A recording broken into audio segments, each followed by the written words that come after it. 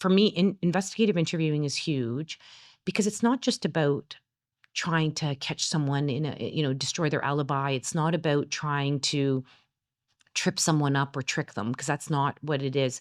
It is literally about finding the truth.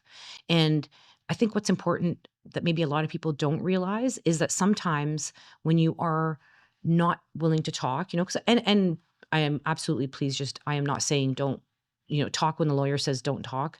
But what I am saying is that when someone is able to tell you, well, no, that's actually not the way that it happened, that that's their version of events. And if that's the truth, then that's the truth, and that will come out. And what was the reason I bring this story up is if they had taken it at face value and said, okay, this person is a human trafficker and this is why we think that, when the person was invited in, the person was like, yeah, I'll come in and tell you. Like, I have nothing to hide.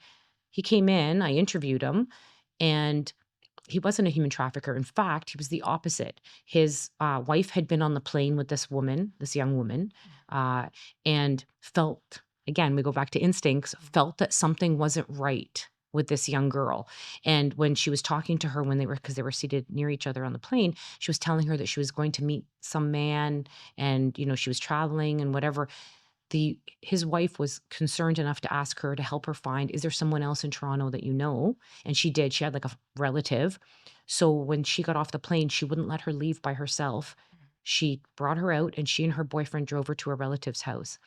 So again, you combine two of those things, the trusting your instinct, and honestly, kudos to her for getting involved. We live in a world sometimes where people don't want to get involved in anybody Yeah. else's problems. Yeah.